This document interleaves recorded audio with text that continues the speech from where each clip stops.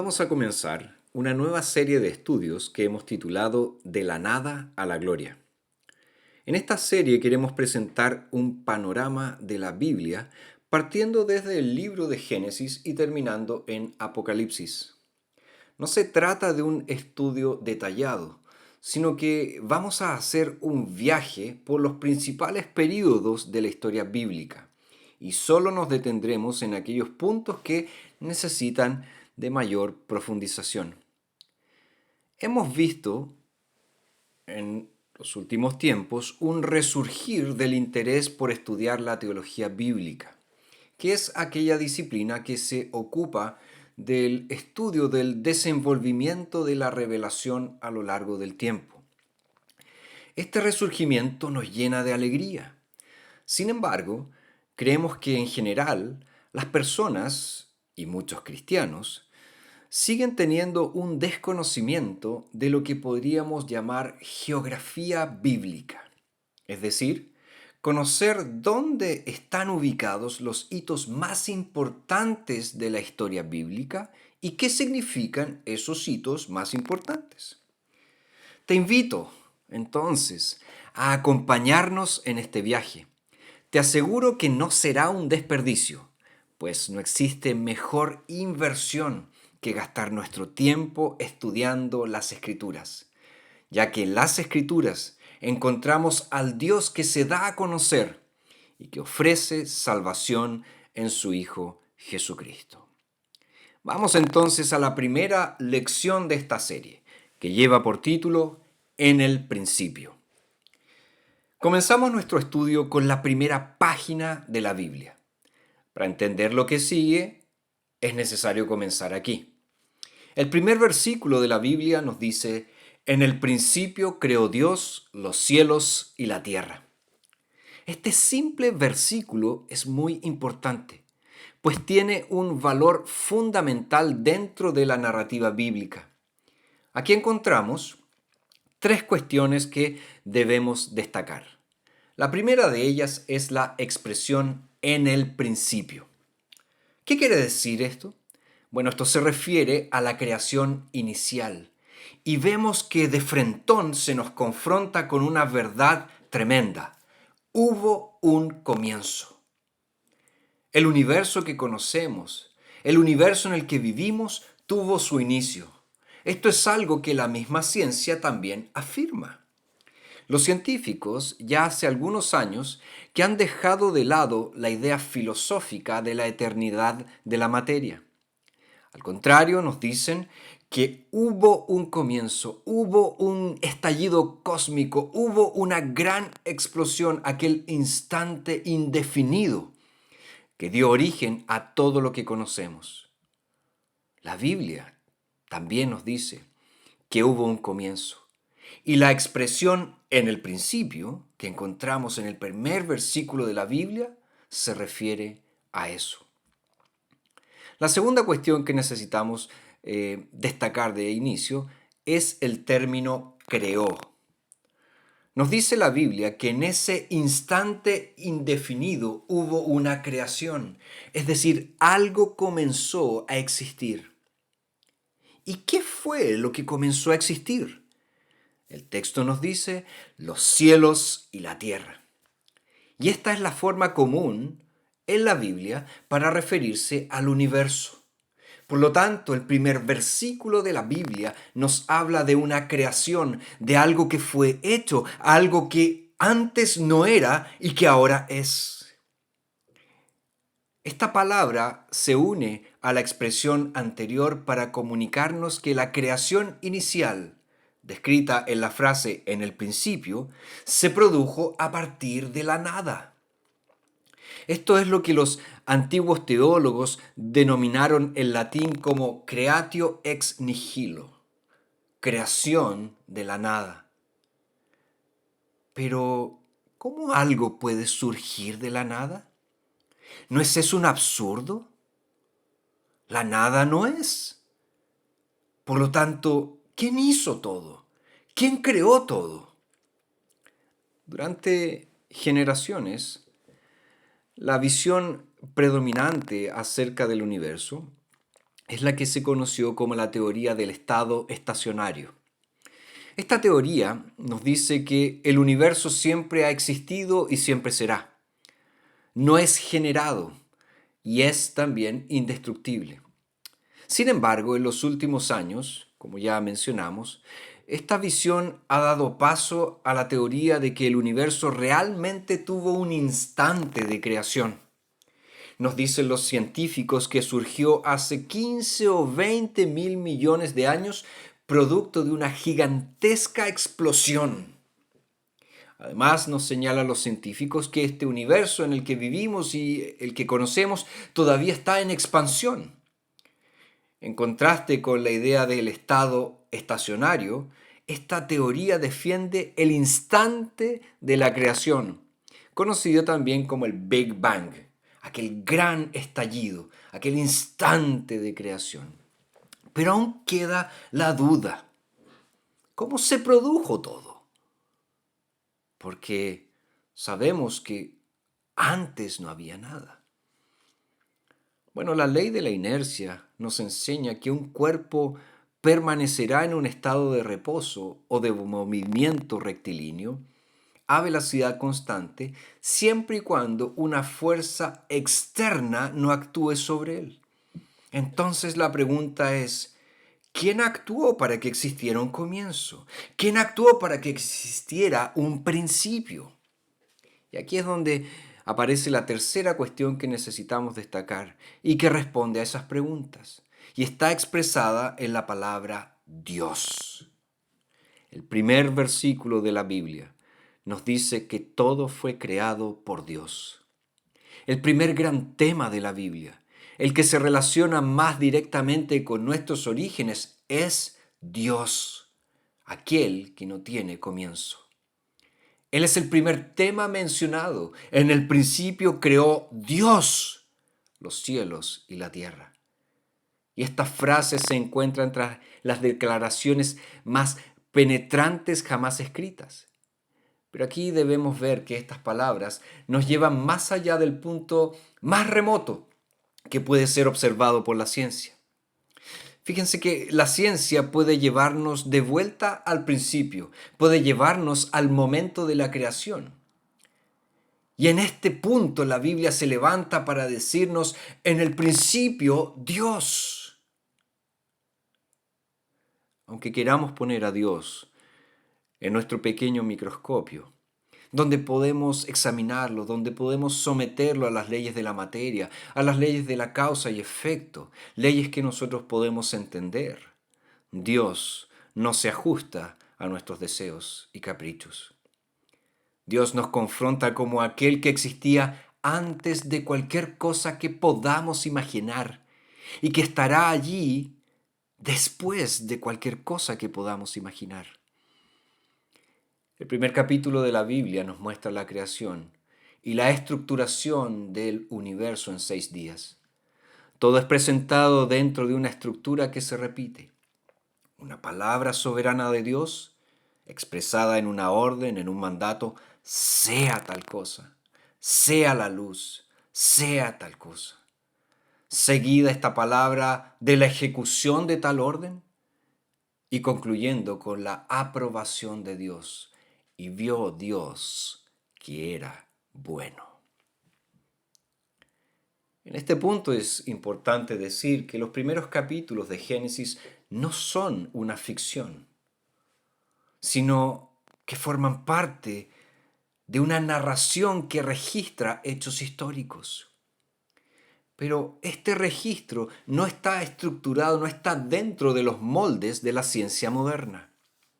La creación como obra de Dios era bastante aceptada hasta la publicación del libro sobre el origen de las especies de Charles Darwin en 1859. Los naturalistas, aquellos que niegan la existencia de lo sobrenatural, pensaron que la publicación de ese libro iba a acabar con el concepto de creación divina. Pero eso no ha sucedido hasta el día de hoy. Pero aún hay una duda que necesitamos resolver. ¿Cómo debemos leer este relato? Hay que tener cuidado de leer el texto dentro de sus propias categorías. De lo contrario, vamos a caer en anacronismos, es decir, en situar algo fuera de su época. Ahora, ¿por qué digo esto? Porque no podemos pretender que los primeros capítulos del libro de Génesis se hayan escrito teniendo como trasfondo los conceptos y los conocimientos de la ciencia moderna. El objetivo del intérprete, entonces, de aquel que lee este relato, es ubicar estos primeros capítulos dentro del contexto cultural y religioso del antiguo Medio Oriente. El propósito del autor bíblico era mostrar un profundo contraste con las cosmogonías paganas de su tiempo, especialmente las de Egipto y las de Mesopotamia.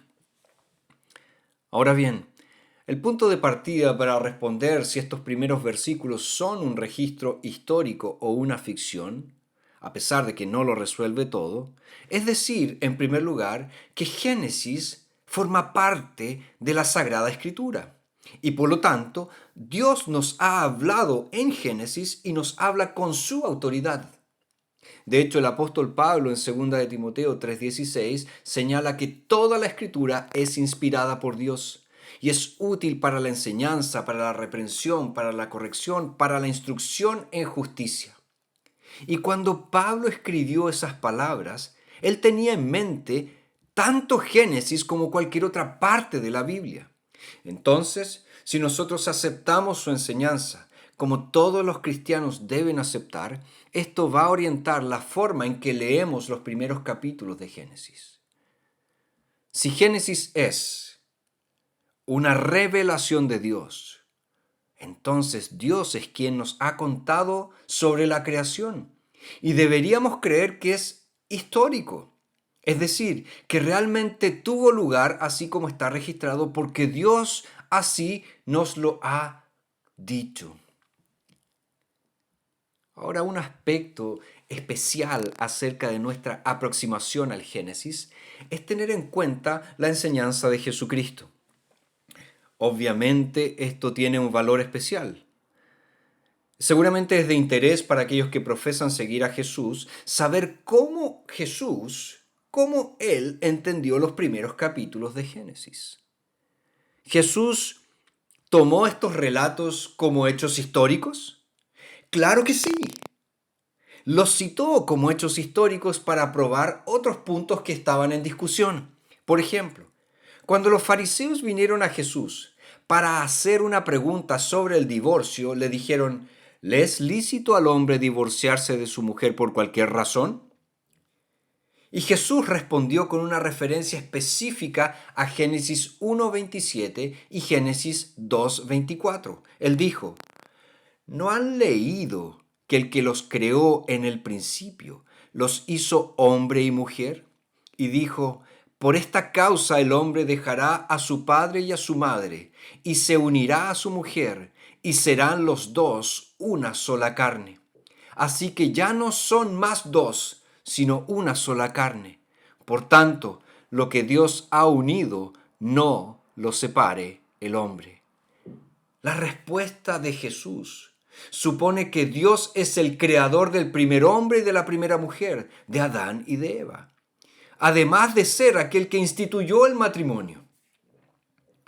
Pero este relato también muestra la creencia de Jesús sobre la compatibilidad de los dos relatos paralelos de la creación que encontramos en Génesis 1 y en Génesis 2, ya que su respuesta contiene una referencia a ambos capítulos.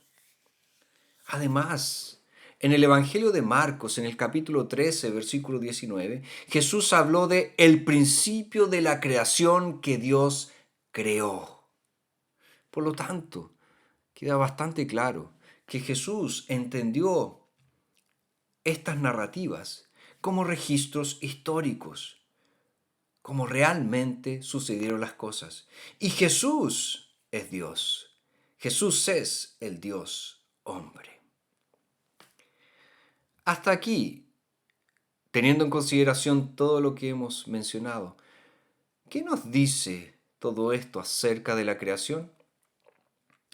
Bueno, varias cosas. pero debido a nuestro tiempo vamos a destacar solo algunas de ellas. Lo primero que tenemos que destacar es que la creación da gloria a Dios.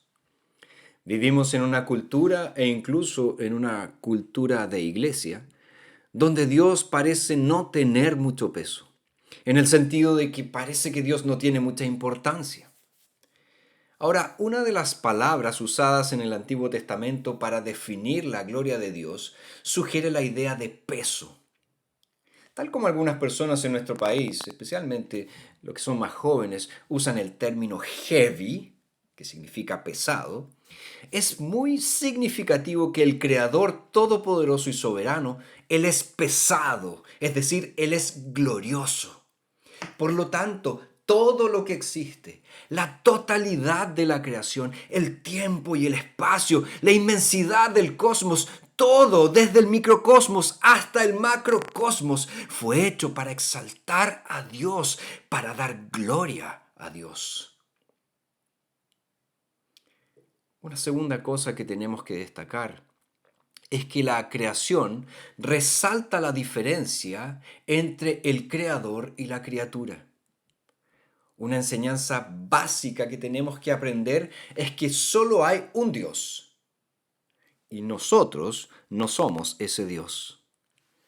En Génesis 1, Moisés confronta esta tendencia en la cultura del antiguo Medio Oriente y particularmente en la cosmología de Egipto.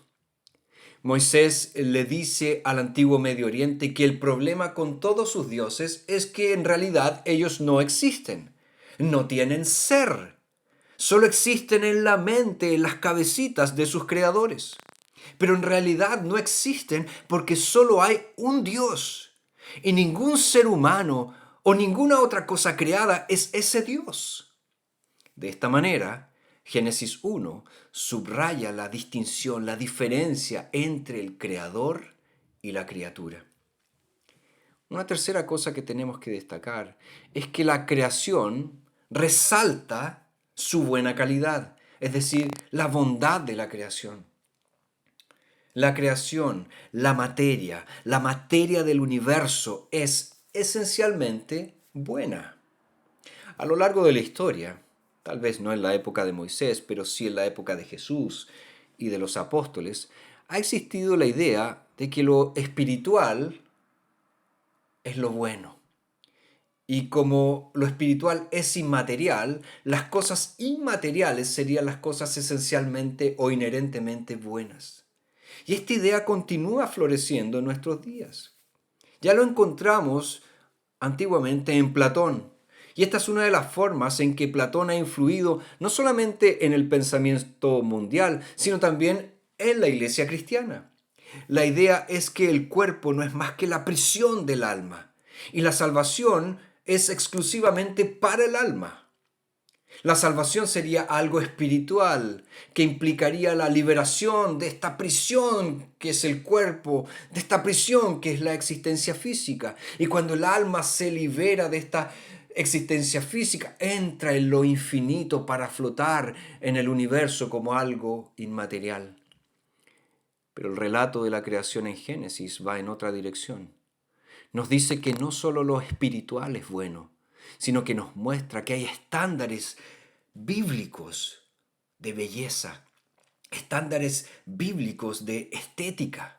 La belleza no solo está en el ojo del observador, en el ojo del espectador. No es solo lo que a ti te gusta o lo que a mí me gusta. Dios está diciendo en Génesis que hay algunas cosas que son hermosas, hay otras cosas que son absolutamente impresionantes, hay otras cosas que son asombrosamente maravillosas porque Él las creó. Otra cosa que necesitamos destacar de la creación es que ella es la base de la ética y la moral. Génesis dice que en la creación original la tierra estaba sin orden y vacía. Había un caos. También nos dice que nuestra creación provoca en nosotros un sentido interno del deber. El hecho de que somos criaturas produce en nosotros una obligación. Somos creados a imagen de Dios para reflejar la gloria de Dios, para ser sus siervos, para amarlo, para alabarlo, para vivir para Él de acuerdo con los estándares que Él ha establecido. Unidos a la creación están entonces los conceptos de la soberanía y el dominio de Dios, pero también está la idea de nuestra dependencia a Dios. Y la pérdida de la idea de creación dentro de nuestra sociedad moderna explica la caída en la degeneración y la inmoralidad. Porque las dos cosas van juntas.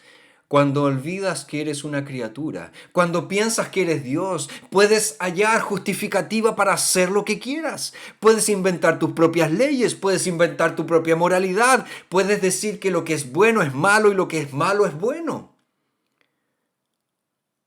La creación es fundamentalmente importante para mantener los estándares de ética y moral, pues lo que Dios ha dicho que es bueno, y lo que Dios ha dicho que es malo. Pero también hay otra cosa más que necesitamos destacar, y es que la creación es la base de la adoración. Nosotros fuimos creados para adorar, fuimos hechos para adorar a Dios. Sin embargo, fuera de Cristo, fuera de el Salvador, nosotros somos disfuncionales. No sabemos para qué estamos aquí. De hecho, la angustia que encontramos tanto en la sociedad como en muchos de nuestros jóvenes y en las diversas culturas, no es más que una expresión de la pérdida de identidad que tenemos como seres creados por Dios. Dios nos hizo para la adoración, nos hizo para darle la gloria. Y cuando volvemos a Él en el Evangelio, cuando nos inclinamos ante Él reconociendo que Él es el Dios vivo y verdadero, el creador de los cielos y la tierra, cuando nos regenera en Cristo, Él nos promete un nuevo cielo y una nueva tierra en los cuales morará la justicia. Cuando estudiamos la creación, es importante examinar los detalles, pero es más importante que comprendamos la verdad básica de que Dios es el creador y nosotros somos sus criaturas. Y que en Cristo Jesús podemos ser recreados, podemos ser regenerados, podemos volver a nacer para adorar a Dios en toda su belleza, en toda su gloria.